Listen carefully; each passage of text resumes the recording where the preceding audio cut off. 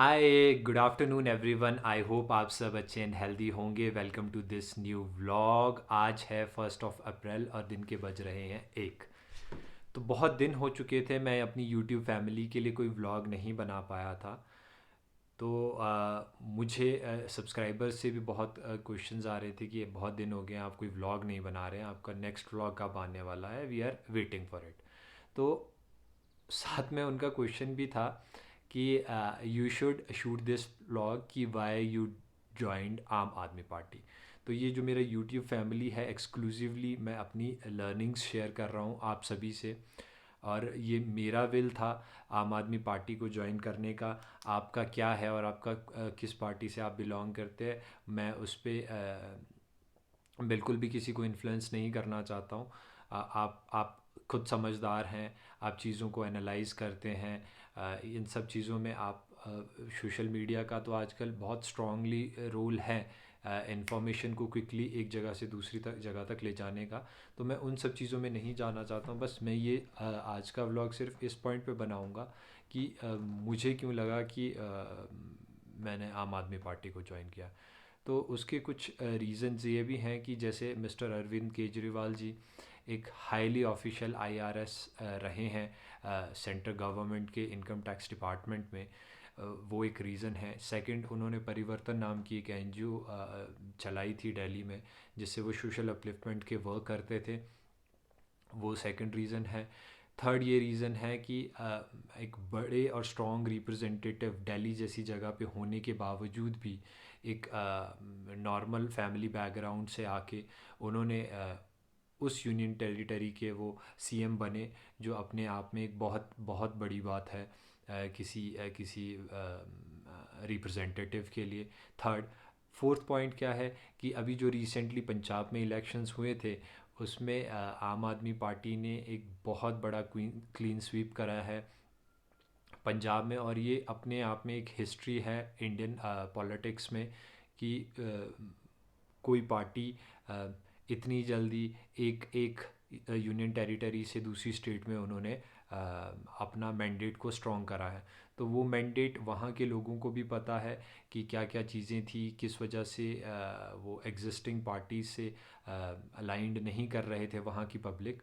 तो उसके अगेंस्ट उन्होंने ये चूज़ करा कि इट्स बेटर कि हम इस बार आम आदमी पार्टी को गवर्नमेंट में एक मौका दे, सो दैट हमारे स्टेट का सिचुएशन स्ट्रॉन्ग हो सके, जो कि ड्रग्स में, करप्शंस में काफ़ी ज़्यादा इन्वॉल्व हो चुका है। तो अब मैं बात करता हूँ अपने अपने स्टेट की, अपनी विधानसभा की। मेरा जो स्टेट है वो हिमाचल प्रदेश है, और मैं डिस्ट्रिक्ट शिमला के जो एग्जिस्टिंग कॉन्स्टिट्यूंसी है, सीट नंबर 65 जुब्बल कोटखाई से बिलोंग करता हूँ। तो प्रीवियसली जो मैंने दो स्ट्रॉन्ग पार्टिसिपेशंस अपना इंश्योर करा है, प्रीवियसली जो पंचायती राज इलेक्शंस थे जो 2021 में हुए, और उसके बाद जो बाई इलेक्शंस हुए एग्जिस्टिंग 4 कॉन्स्टिट्यूंसीज़ में, जिसमें से जुब्बल कोटखाई भी एक कॉन्स्टिट्यूंसी थी। तो जब मैंने ग्रास रूट लेवल पे इतने क्लोजली काम किया, तो मुझे बहुत सारी डेटा पॉइंट्स मिले, बहुत सारी मेरी लर्निंग्स थी। और वही लर्निंग्स, वही नॉलेज मैं आप सब सब्सक्राइबर्स के साथ भी शेयर करना चाहता हूँ। क्योंकि जब तक हम फील्ड पे अपना पार्टिसिपेशन स्ट्रॉन्ग नहीं करेंगे, लोगों से बात नहीं करेंगे, उनकी प्रॉब्लम्स को नहीं सुनेंगे, हमें कुछ भी पता नहीं चलेगा। और हमें जो भी चीज़ें आएंगी वो बायस्ड पॉइंट पे आएंगी। तो उस पे ना जाते हुए हमें हमें वन ऑन वन कॉन्वर्सेशंस करना बहुत ज़रूरी होता है। तभी हम एक सही स्थिति का आंकलन कर पाते हैं अपनी पंचायत पे, अपनी विधानसभा पे, अपने स्टेट में, और जो हमारे हमारे रेलेवेंट एजेंडाज़ के लिए मैंडेटरी होती है।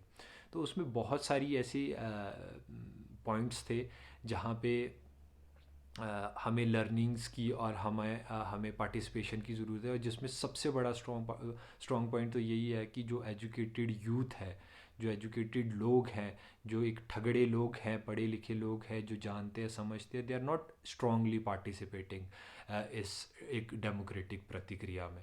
तो जब ये इसमें प्रक्रिया में हम पार्टिसिपेशन करेंगे, तभी हम एक स्ट्रॉन्ग डेमोक्रेसी बिल्ड कर सकते हैं।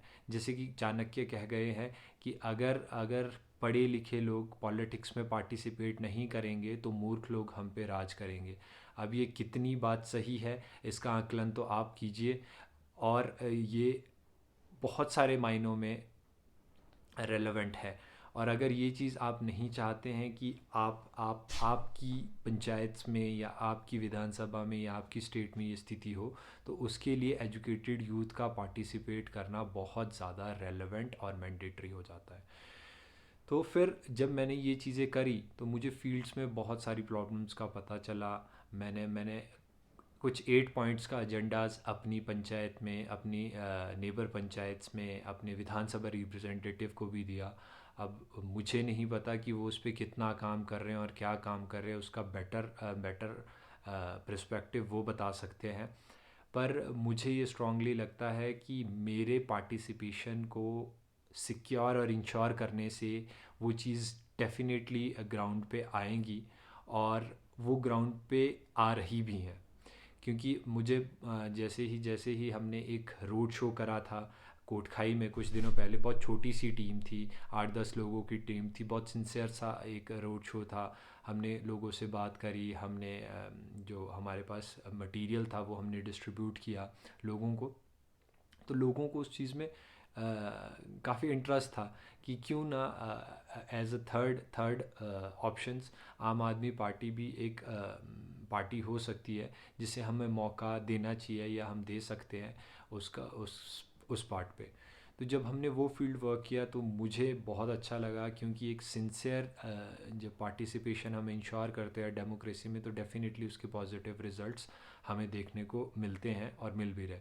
तो सडनली उसके 1 या 2 दिन बाद मुझे बहुत सारे लोगों का या रिप्रेजेंटेटिव्स का कॉल आया कि आप ऐसा क्यों कर रहे हो, आप उस तरफ क्यों शिफ्ट हो रहे हो, या आप उस पार्टी को क्यों ज्वाइन कर रहे हो।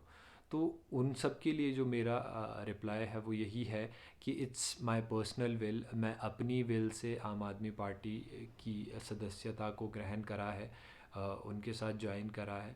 इसमें मेरे ऊपर कोई ऑब्लिगेशंस नहीं है किसी भी डिसीज़न को लेके, और मैं खुद सक्षम हूँ इस तरह के निर्णय लेने के लिए, अपनी अपनी विधानसभा के लिए या अपने लोगों के लिए।